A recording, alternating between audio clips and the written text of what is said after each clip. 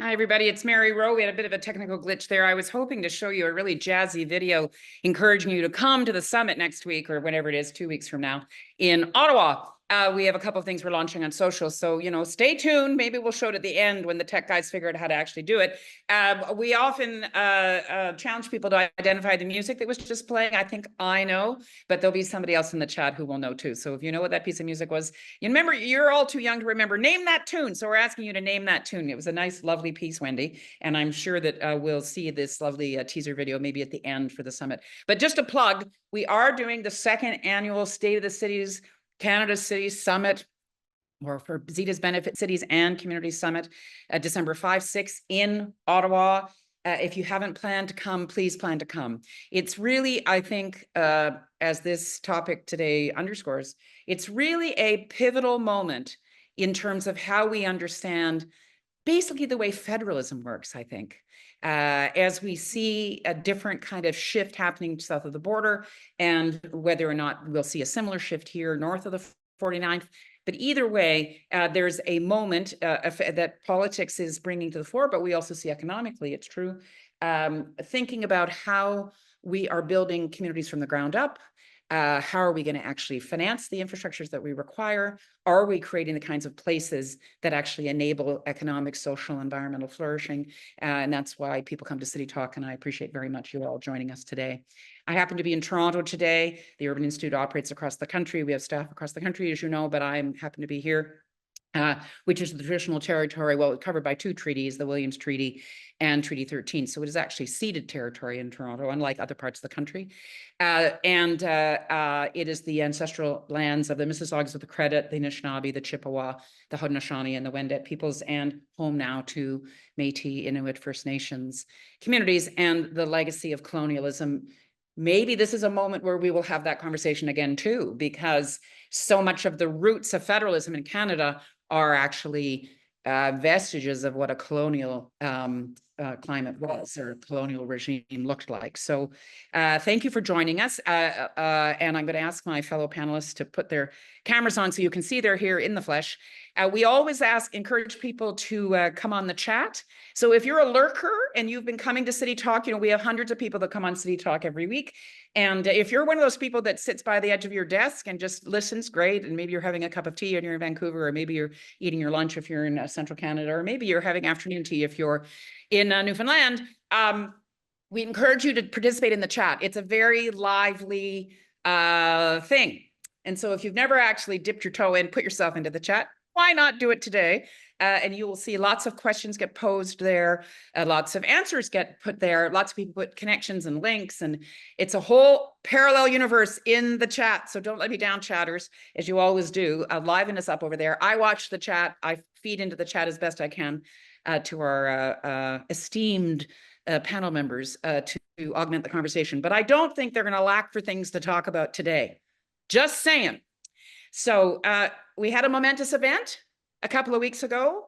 A number of us on this call are dual citizens, or we're American citizens, or we're Canadian citizens. Nothing happens, I think, in the United States that doesn't affect Canada. What was Trudeau's famous adage? It's like sleeping next to an elephant. I can't quite remember it, but this is Trudeau Senior, something like that. So we watch with great interest what happens electorally down there. And we have, and that's why Bruce is a fellow at CUI and Richard's a longtime friend of CUI.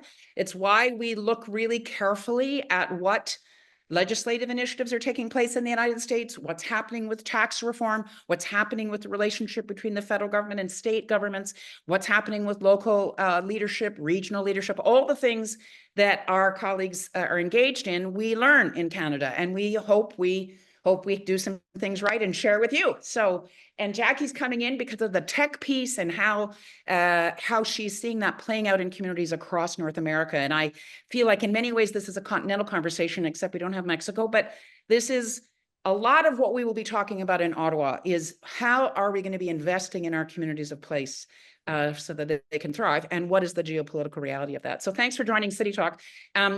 Bruce put a piece out last week. I'm going to come to you first, Bruce, and then Richard.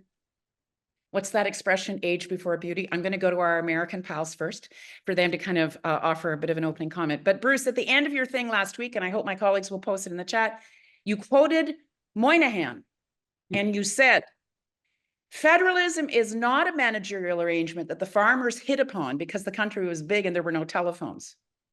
Ellipsis. Federalism was a fundamental expression of the American idea of covenant. I know I will have constitutional scholars on this call, Canadian constitutional scholars. I don't know if Alex Flynn's here. I don't know who else is here. Maybe Natalie Desrosiers is here. They will put into the chat how they think federalism was birthed in Canada.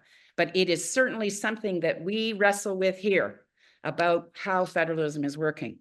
And as you're suggesting, you're seeing a dramatic shift. I guess you're going to tell us whether we're going to see a dramatic shift. So Bruce, nice to have you back on City Talk, and lay it on us. And then I'll go to Richard and then Zita and Jackie. Mary, wonderful to see you. Wonderful to see everyone else. I'm calling from a witness protection program in New York City, just waiting for the Department of Justice to crash my door. So this is a radical moment, right? And it is chaotic, it is unpredictable, it is uncertain. If you follow what Donald Trump said during the election, and I take him and his colleagues very seriously, this is a complete upending of federalism as we know it in the United States. On the agenda right now is a radical upheaval of tax policy, unraveling health insurance, the housing ecosystem, imposing of tariffs, deporting of millions of immigrants, rollback of climate rules in the Inflation Reduction Act, a new Department of Government Efficiency, whatever the hell that means, under Elon Musk. Buckle up, this is going to be a bumpy ride. And I don't think anyone is really quite prepared for what's about to happen here. To juxtapose this, a week before the election, The Economist put out a special report about the United States, envy of the world, right? In the early 1990s, we were 2/5 of the G7 GDP. We're now a half. We have outpaced other economies on output and productivity and all the rest. And cities and metropolitan areas have really led that. If you think about the AI revolution, if you think about semiconductors reshoring, if you think about defense manufacturing, if you think about anyone who is solving our various local and state and national challenges, you have to start with the local and move on up. So, the message I put forward last week is the return of new localism.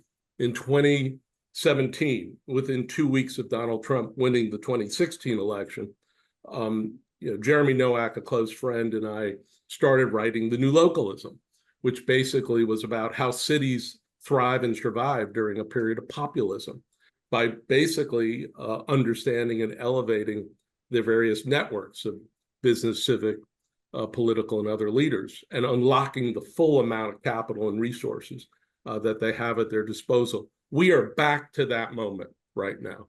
We are back to a moment of city and metropolitan organizing in the U.S., both to respond to what's happening in Washington, D.C., but frankly, to fully unlock this tremendous, set of assets and advantages that disparate cities and metropolitan areas have. So that's the main message. That's the sort of starting salvo here. Places will be very distracted by what is about to happen. Day in, day out, week in, week out, month in, month out. They need to be determined to navigate this new volatility. So yes, respond to what's happening on a daily basis. I haven't seen who Trump appointed today, Bozo the Clown, who the hell knows, but stay focused on amplifying your own competitive advantages, realizing a level of inclusive and sustainable prosperity. We will somehow get through all this, but I think we have to take them at their word and just prepare for what is going to be really a radical remake of our federal republic. Thanks, Bruce. As you say, it's pictures at 11. That's the phrase we always use when there's new news breaking all the time. And but we also wonder whether there is an opportunity. I guess that's the question always. You know, I'm one of those people that always wonders about the opportunity and wonders whether this will force what you suggested in your piece was a new localism. Maybe, let's see.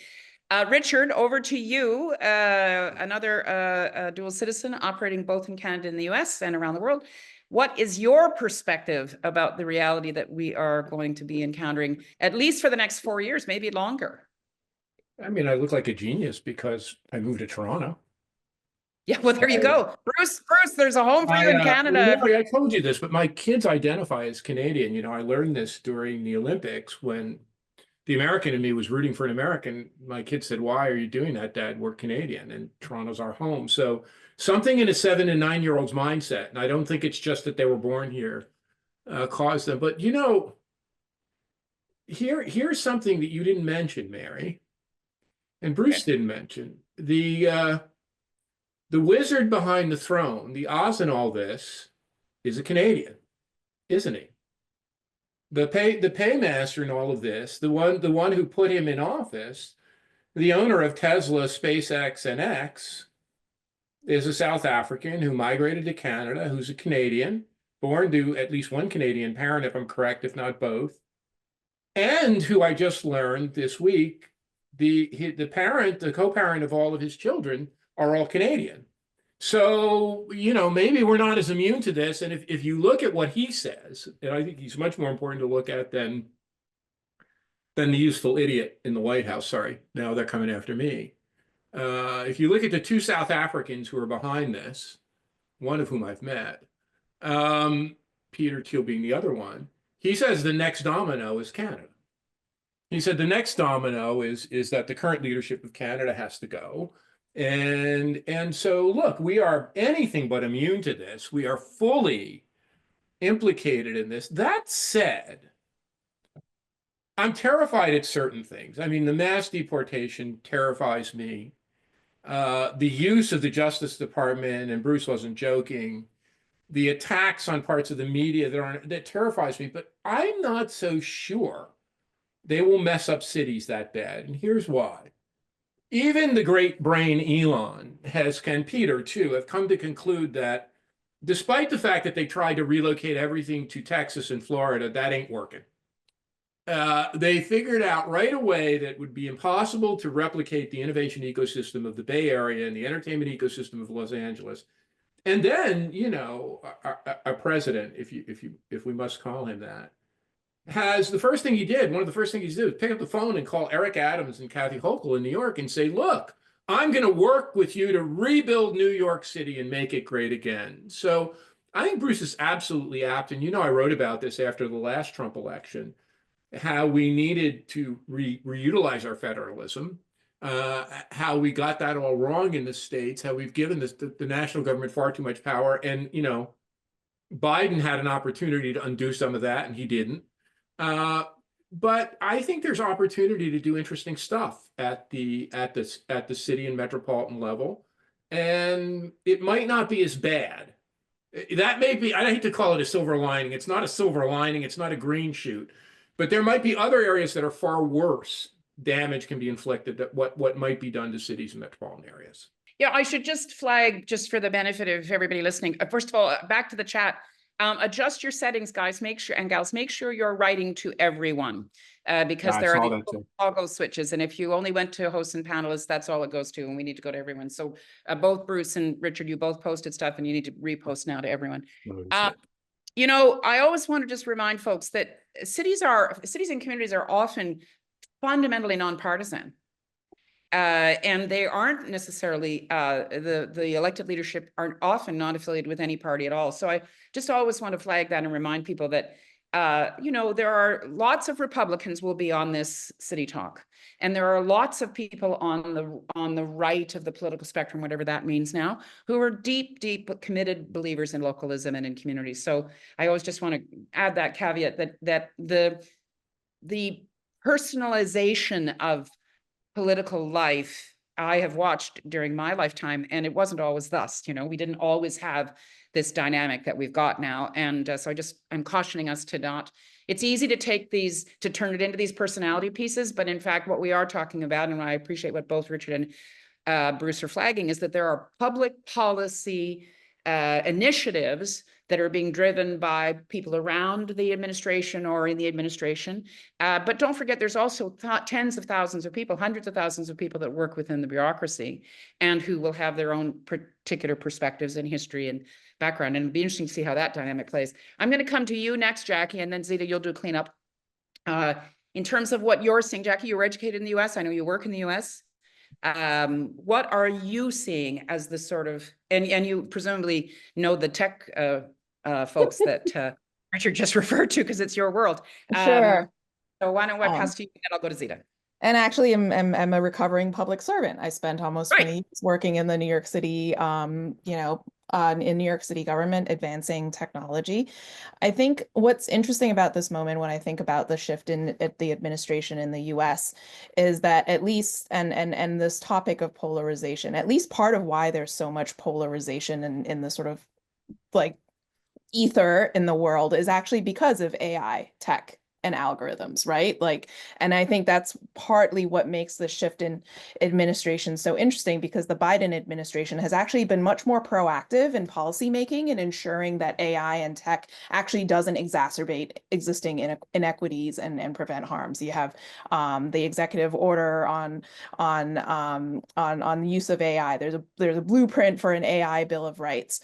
And so I think what is interesting is that we already know, and when we look at the current moment and how conversations have been polarized because of, honestly, like algorithmic amplification and this play for attention and eyeballs, and all you Canadians here may remember also conversations like tech was there was polarization around how technology shows up in communities and city making with the Sidewalk Labs project here in Toronto. I think something to think about is that, technology in the context of city making, it no longer just runs on screens and devices. It actually enables outcomes in actual places for people.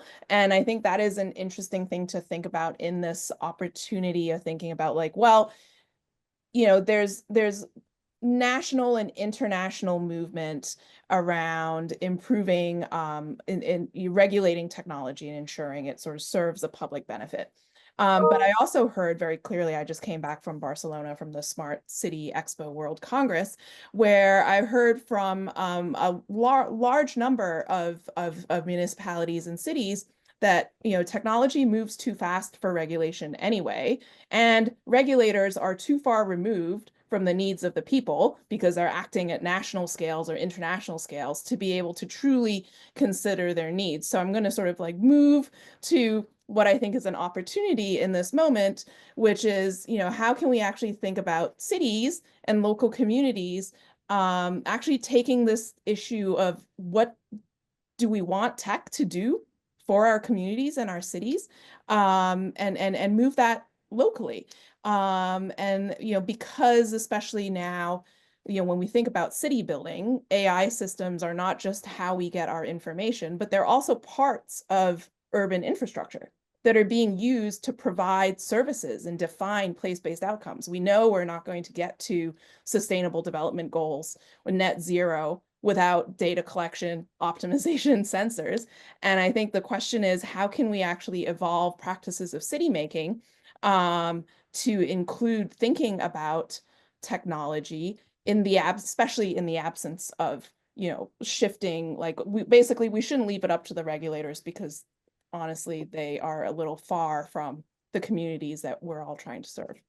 So that's my thanks, Jackie. I know there's this whole thing about being there are techno optimists, aren't there, who think that technology is the answer. And it was an interesting sort of confusing narrative, I think, in the electoral process, where there was sort of speculation. I mean, some of my Republican friends really believe that the Democrats are being completely captured by tech.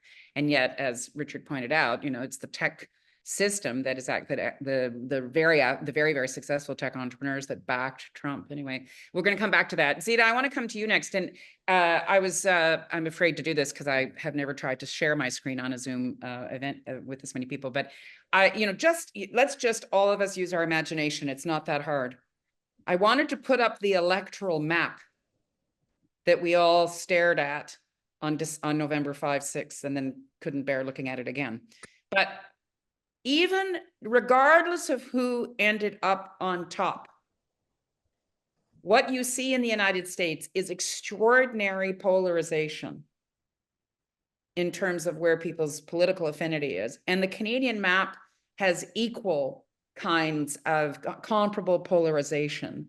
You and I have just spent the last 5 years running around saying the urban-rural divide is not real. It's the same conversation. Local economies build from the ground up, whether it's a small community or a neighborhood within a big city.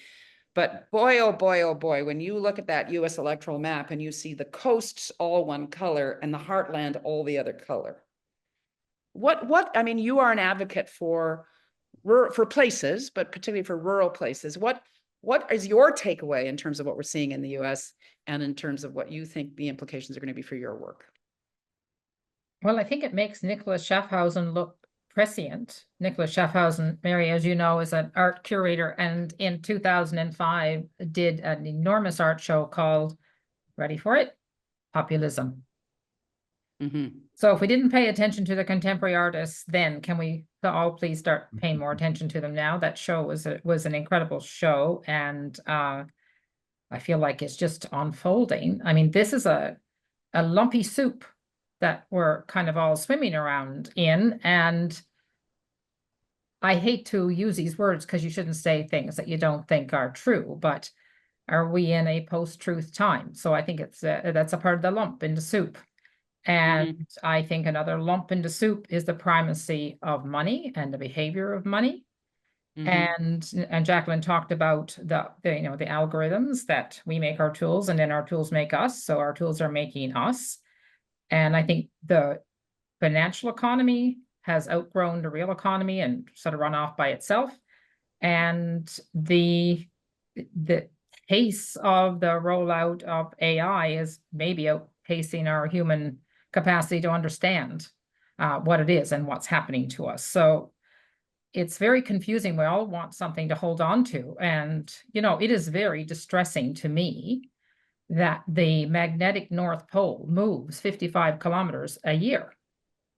And in 3,000 years, the Polaris will no longer be the North Star. So what do we steer by? I think we can only steer from where we are in the places we are.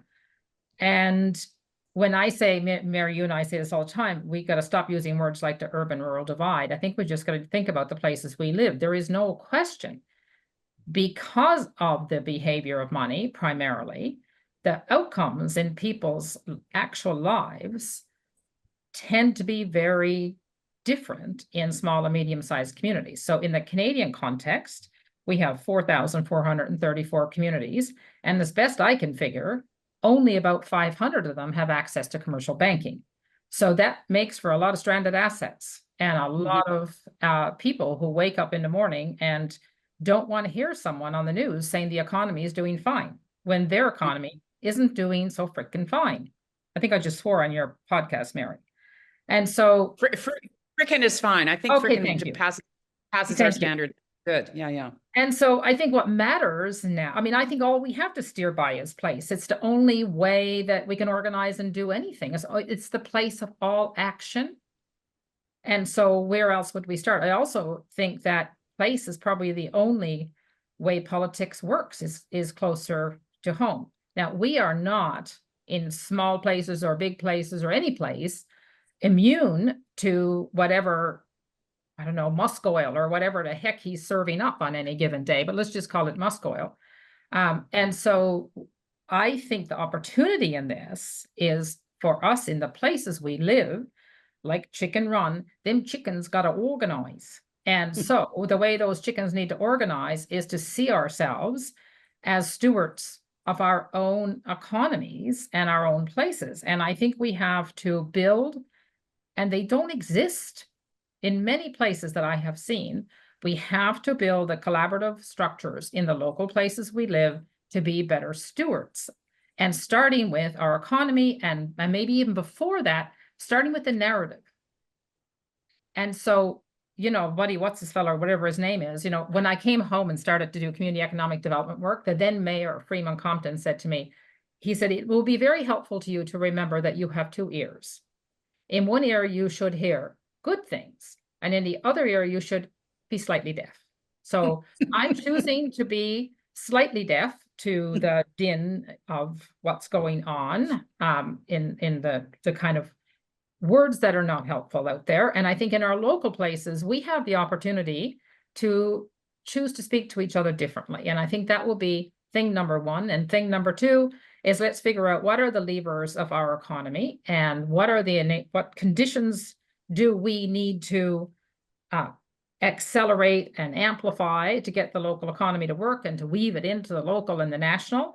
And I think there's an organization in the US that has the best tagline ever. It's resources follow coherence. So I think it's time for us to, we have a hope of getting coherence in our local places, but it's gonna require us to walk away from the computer and talk to each other. And there's a great opportunity in that. On that collaborative note, let's put everybody on. Wendy, pull everybody back onto the screen so that we can all make sure that I'm looking at everybody and speakers so that I can see everybody. Gallery. And open your mics and let's just have a chat amongst us all. I have a question about, I mean, I'm hearing three things that I want us to sort of unpack. You guys decide. I think there's one question about money. Is big money, capital money, is that going to be, Bruce, you often talk about the wall of money, and it was during the Biden administration, it was a wall of public money. Are we now going to see a wall of private money, and what does that look like? That's the first thing. The second thing is, what is going to happen to public spending and particularly public investment? In 3 weeks, we're going to talk all about infrastructure. A lot of what we looked at was the Biden administration's enormous investment in infrastructure and the potential that there is to create justice and equity out of those kinds of investments. That's going to be gone, I guess. And then the third thing is, what kinds of local initiatives do we need? And you're talking about organizing. I think Jackie would argue that her tech world can enable organizing in a nanosecond, that we could actually see a total blossoming of engagement as we have through the tech. So let's start first of all with money. Can I hear from Bruce and Richard? Where's the money going to be and how's it going to flow? More financialization of housing, for instance? Less? I mean, first of all, we're in a period now where, you know, it's not entirely clear. Right. Okay, let's just be, you know, there's a first wave of the Biden investments, infrastructure, chips and science, Inflation Reduction Act, and, which is never really discussed, a radical expansion of the Department of Defense appropriations because of Ukraine and China particularly. So when you think about that bucket of large investments, trillions, I don't think the military budget will be, you know, radically rolled back. He just appointed several China hawks to his cabinet, even though he's also an isolationist. I mean, part of the thing, Mary, is to try to bring coherence out of this is pretty difficult, right? Zita's favorite word. Okay, Don't look to the US for coherence, Zita. Turn the media off. Keep going, Bruce. But I think the way we read this right now is defense budget will remain very high, and this is where a lot of our technological innovation is basically subsidized. Chips and science, I don't think will be rolled back. It was bipartisan in the Senate. The U.S. wants to reshore, particularly in the semiconductor industry. With Musk, it's hard to know how to think about the Inflation Reduction Act because, you know, Trump was against electric vehicles until he was for electric vehicles and batteries and all the rest. So we have to watch that space, irrespective, because so much of the Inflation Reduction Act is around tax incentives. The signal really to American cities and metropolitan areas is you need to think about public capital beyond grants. It's about tax incentives. It's about government loans. Will they privatize Fannie and Freddie? It's around procurement. So you need to grow more capacity and competence in your cities. not just in the public sector, but in public-private civic. So whatever happens, you're able to master the federal funding, but then unlock a lot of local and other funding. So I think this is about money. I mean, I think this is about the resorting of federalism. Will be very much about what do the feds pay for and how do they pay for those services and goods. And then the rest of the nation then has to adjust and adapt and find radically new ways of financing what's necessary. Public, private, and civic. I mean, infrastructure investment creates jobs. I mean, I would have thought, I mean, Richard, what's your take on this in terms of and it creates working class jobs. It creates good middle class jobs. So do you have a sense of where the money is going to flow or not flow, or what's your crystal ball? I mean, I think Bruce is spot on that they're not going to cut the defense budget, that a lot of this has to do with China. I would say chips and science also has to do with China and about Taiwan and what they're willing to do for China with Taiwan. So I think reshoring of semiconductors has a lot to do with international geopolitical relations. I think you got to watch Doge. I think that's not a red herring. And I think that's about, and I wouldn't be surprised if they default, or if they do something that triggers default and not renew the debt ceiling. I think it's austerity. I mean, it's not going to cut the defense budget, it's austerity budget. They're going to cut the kinds of things that help the working people and the least advantaged people. That said, look, this is not as bleak as many other times in modern American history. I mean, this is not the decline of cities in the 60s and 70s. These are not cities flat on their back, suffering from mass suburbanization and deindustrialization. You know, cities have some momentum. As Bruce has said, metros have real momentum. And so, yeah, I think this is a shifting point, but it's going to be hard to undo all of it. What I would say on this, for all of us concerned with Canada, let's project out a year and see when the next domino falls. If we believe the people we just talked about, and their next Canada is next. Is Canada. Let's take Bruce at his word, and Jackie and Zita, and let's put, you know, coherence and rationality to there and get ready in Canada. The other thing that's look, every place has its limits and its thorns, but our system is much less. Boy, it's nice I said our system is much better at dealing with this, because the provinces, whether we like our province or not, and we like their leadership or not, our provinces are not as horrendously divided as the US at the national level. They're divided, and our provinces have relatively more power. So the federal government can't really inflict as much pain. One last note, sorry. I think the other thing to look at the US is one of our big anchors in Canada and the US in urban environments are universities. They are serious about going after universities. This is no joking matter. When Trump says, you know, I am going to use the full power of the federal government, I am going to cut off spending, I am going to cut off their resources, you know, I am going to use whatever power in the Justice Department to go after tax their endowments, he's serious about this. So the other thing at the local and regional level, dealing with this is a big deal. They could create a lot of problems for these very important urban anchors. Mm-hmm. I mean, I think there's also a question about where the research money will go. And again, how implicated is any of the work that we're all doing in terms of if we lose the capacity to actually determine best practice and have the data evidence and all that kind of thing. Just going over to you, Jackie, in terms of the power of the market. I mean, you live in a very entrepreneurial, transactional market. That's what the tech market is. Mm-hmm.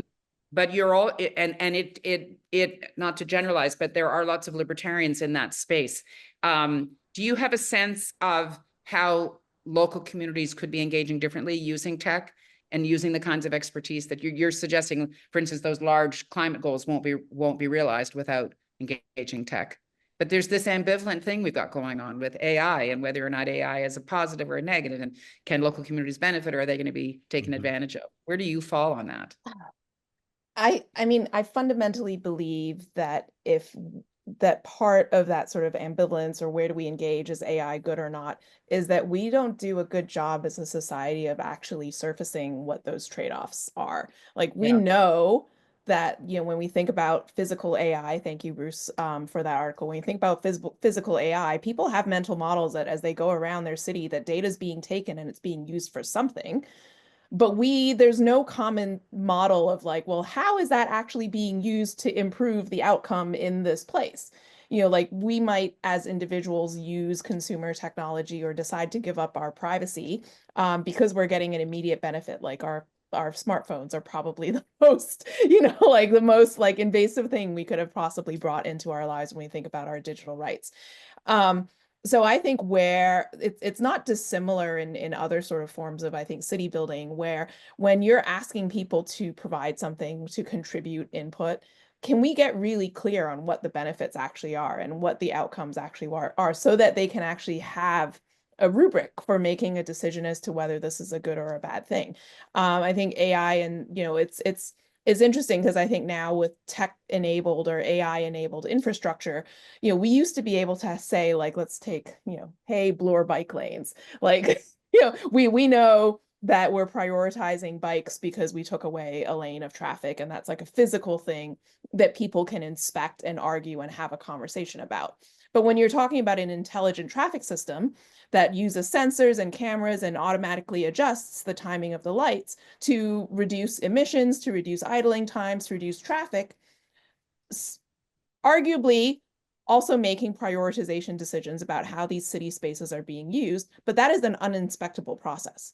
And so I think that, like, if the hope is to really think about, you know, how do we enable local action and local participation in how things like technology shape cities, and we have to do a much better job of actually like creating legibility around those processes. And I think that's where that's a gap that I think we need to be thinking about if we want to sort of lean into enabling localism and sort of local participation in, You know, my what tech looks my like. instinct on this is that we have to just grab it.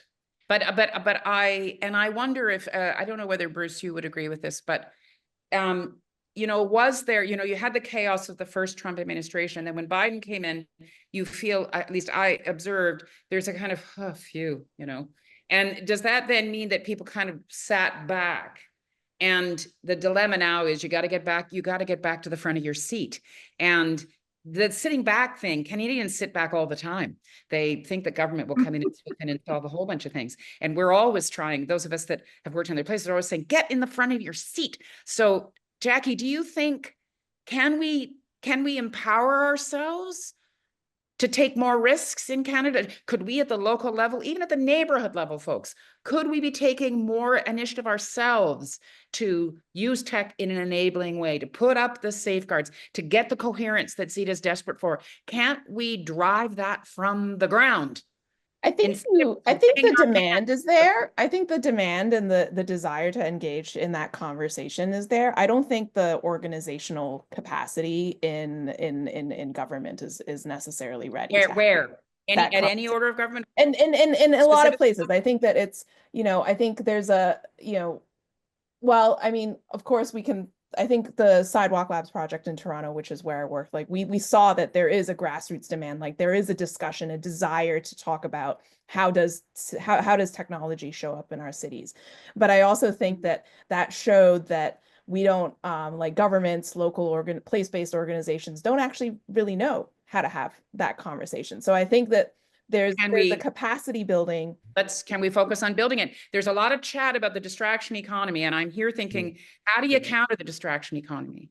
What does it take to do that? Can that be done at the local level? And can you build the capacity you're just suggesting? Tallinn, Estonia is like the size of a dime, and somehow they were able to get ahead of this. Go ahead, Bruce. What were you going to suggest? Well, just quickly, and then I want to hear from Zita. So here's a challenge for the US and Canada. We think about organizing cities, every tub on its own bottom, right? How do we think about organizing, you know, public, private, civic networks, universities within cities and metropolitan areas. What I'm really taken by is some of the Nordic models of aggregating market power, so Okay. that we can begin for cities and metropolitan areas to negotiate with large capital and big tech. Because I think Directly. Yes. we Directly. minimum. So Totally. basically, this is Communivest or Yep. KL in Denmark. We've got to get to that. And right now, the way we think about our constituencies of electeds or others is you advocate for policy reform at your national or provincial level. We need a different sort of parallel path in our countries, which is more about market power and around routinizing, smart capital stacks and smart approaches to technology deployment, so we can get to a completely, we are the driving forces of our nations. We don't act like it, really. Yep. So, And we don't I have agree with that. the Like, governance structure. I just want to add, like, just to chime in on Bruce, and in the US in particular, let's talk about AI. There is a very strong coalition of more than 700 municipalities, grassroots organized by the city of San Jose and the Gov AI Coalition. And they are themselves working across jurisdictional lines to develop best practices around deploying AI, and actually very deliberately engaging in activities with AI vendors to surface how those technologies are actually working. So I'm like, as like Nordic example that's really useful, but I think there's actually an American example of where jurisdictions are working very deliberately at that sort of network level on a specific issue.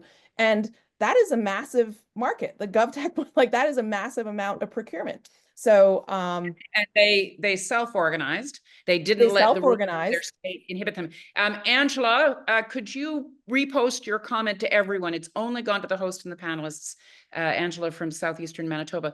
Zita, you could have, well, you're from a province that did for years have a certain kind of dependency on government, and you bucked that.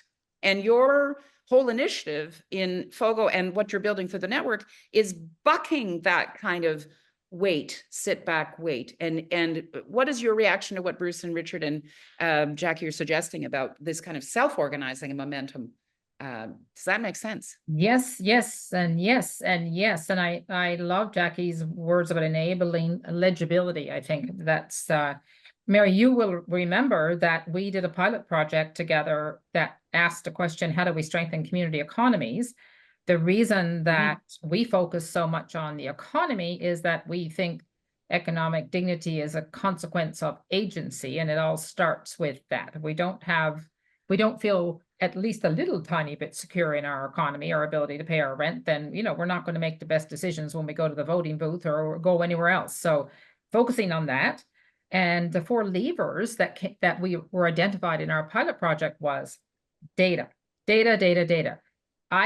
think you can go into any of the 4,434 communities in our country and ask all of the people who live there, so what is your economy here, and how does money get in, and how does money get out, and who's here? I don't think people know. I think making it visible is so important, and it's the beginning of coherence. I'm going to use coherence every sentence until I really annoy you. And then the other one was access to financial capital, full stop.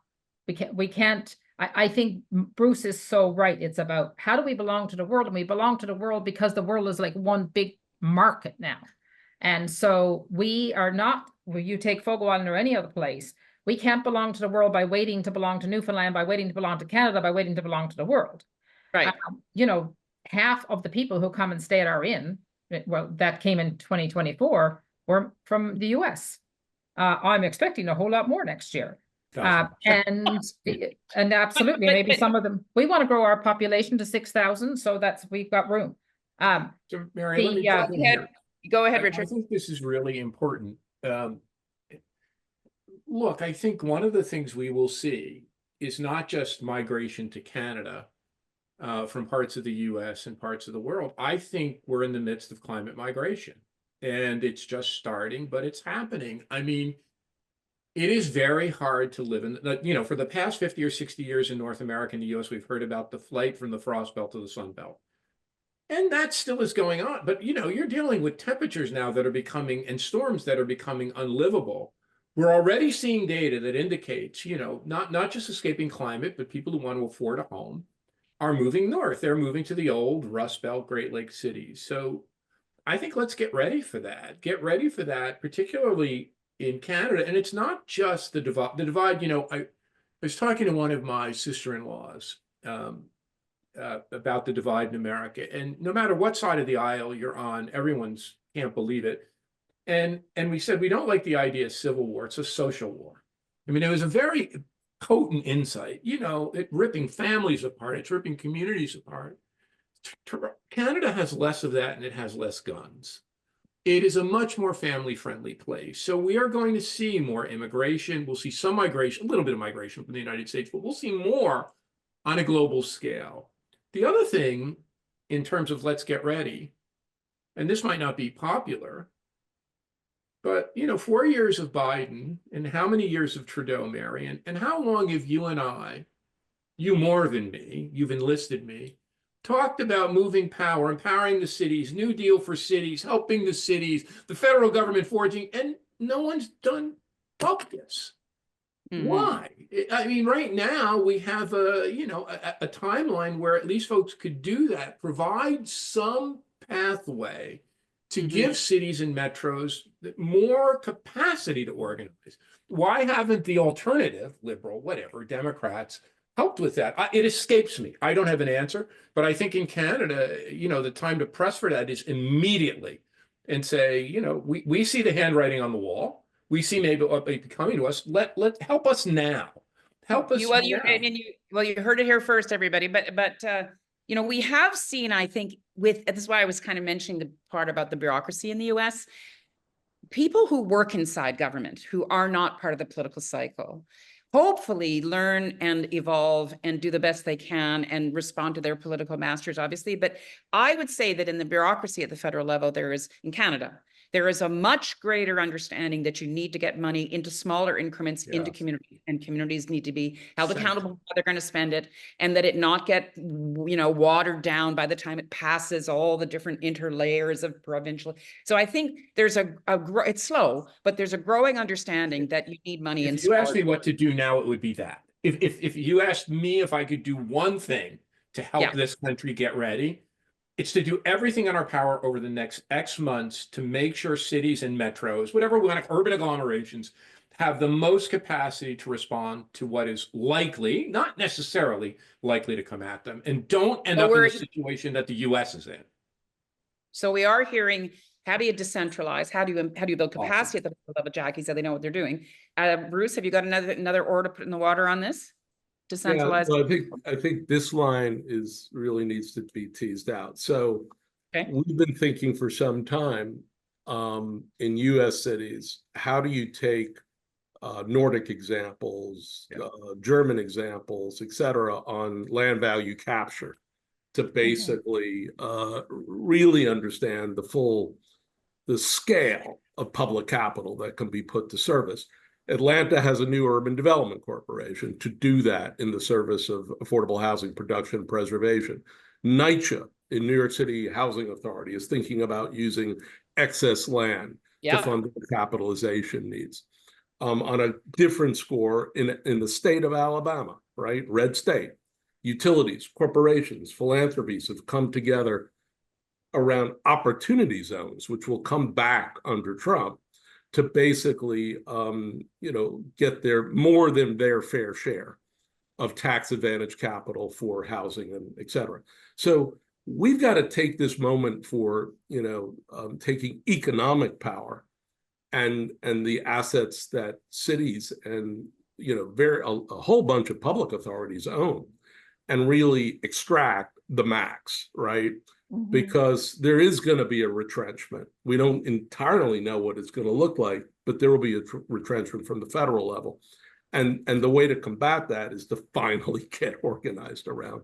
Again, and it's sort of, it's the same thing Richard's saying, like, let's leapfrog over the intermediaries then, and let's start to get access to capital. So Zita, back to your point, you know, again, this Canadian habit we have that we expect government to somehow level these playing fields and make things accessible. Maybe not. Maybe what we need is to aggregate amongst ourselves at the local level and then go to the market straight up. I and think not wait for- we have to, like, the table can only be set in the places we live. The only people who can set the table are the people who live there. Set the Right. table, there's a place for the province, there's a place for the federal government, and these are the things we need. So it comes back to coming together in the local places. And I think at a country level, the hardest thing for us to do is to accept the country that we are. And the country that we are, 89% of us that work in the private sector work for SMEs. So we got to stop going around bemoaning the fact that we have too many SMEs. I mean, if I hear another public official say that, that'll be like the 10th time this week. And it's It's one of the strongest assets of the Canadian it is one of economy. our assets. So Yeah. understand our assets. So if we do have to develop our economy properly from the ground up and top down. And so how do we do that? We accept who we are. We figure out how do we take these massive systems like our banking system and our telecom system and our pension system that are all waiting for us to grow a bunch of big companies to support, but that's not who we are.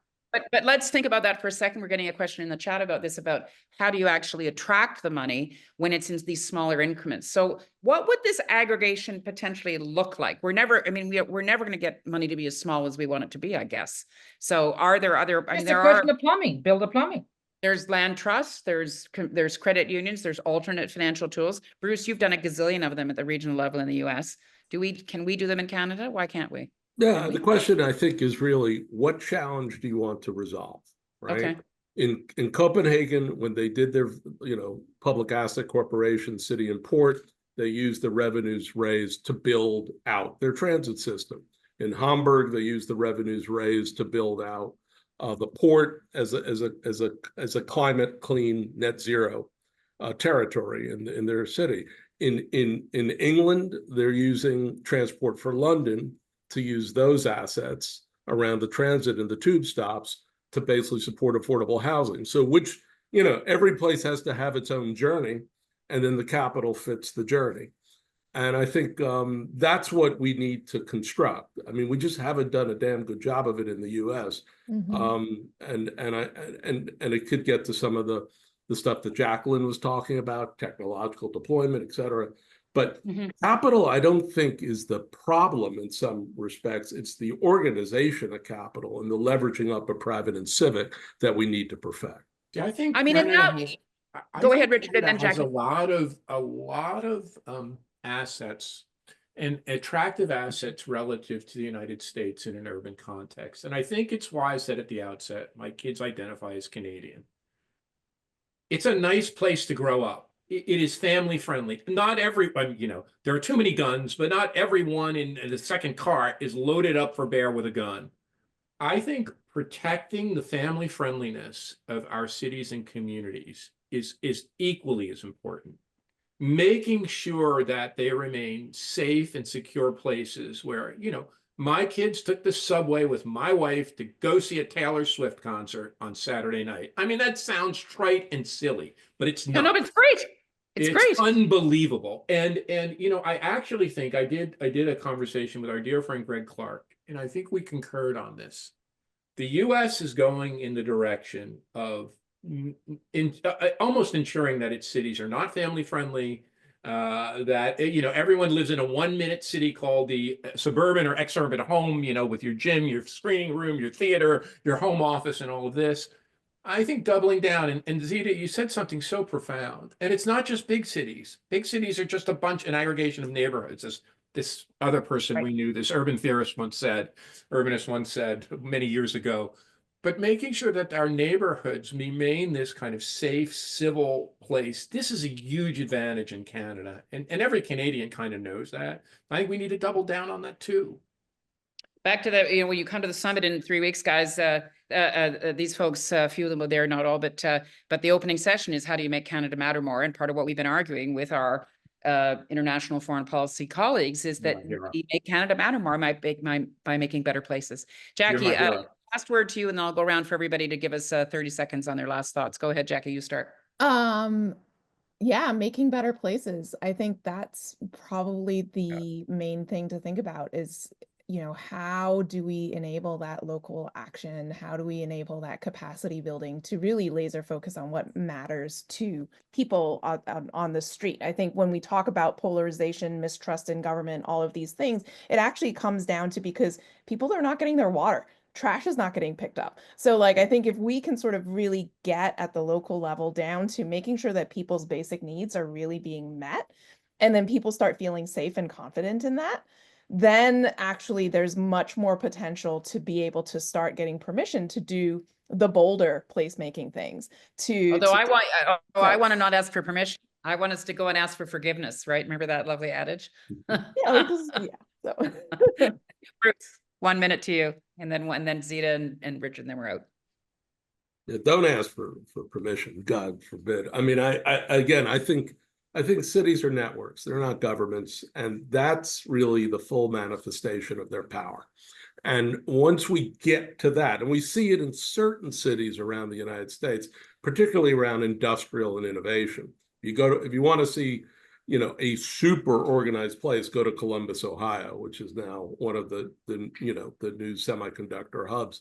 So in a way that tells us, what full organization can look like, and then places need to identify, prioritize, where they need to put their capital.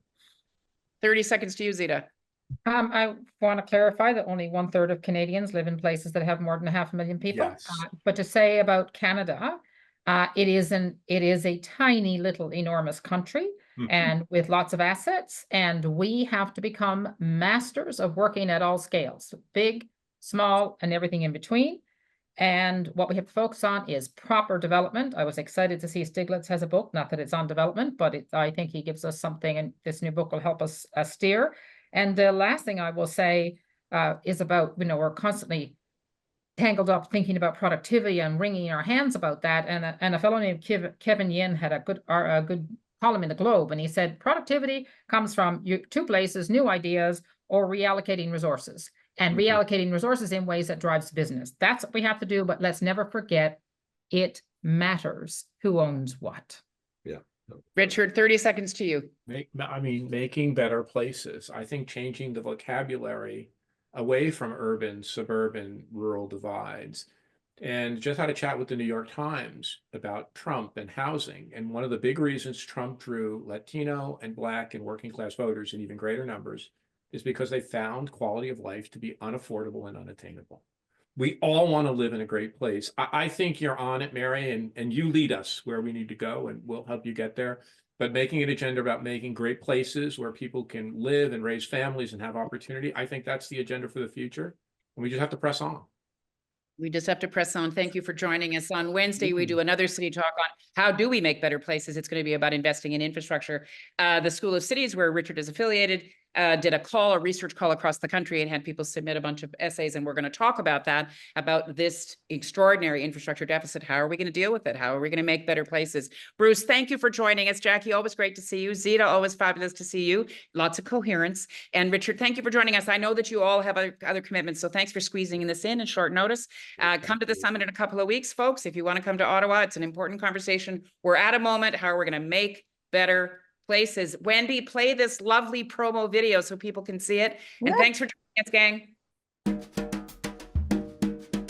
Hi, it's Mary Rowe from the Canadian Urban Institute. I'm inviting you to come and be in Ottawa with us December 5-6 to talk about what's happening in Canadian cities and communities across the country. This year, we're focusing on infrastructure. We have communities and cities and metropolitan regions across the country that are aging, and we can see it. Just open your eyes and look all around you. Infrastructure is everywhere.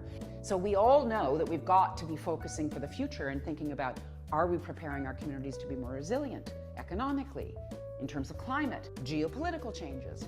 All those kinds of things can be addressed through infrastructure, and we've got to figure out who's going to pay for it. How do we design it? That includes housing. It includes all the questions that we're preoccupied with at the Urban Institute and that you are in your work. And we're in this together, so we need to learn from each other. So I hope you'll come and be part of the second annual Summit on Canada's Cities, December 5 and 6 in Ottawa.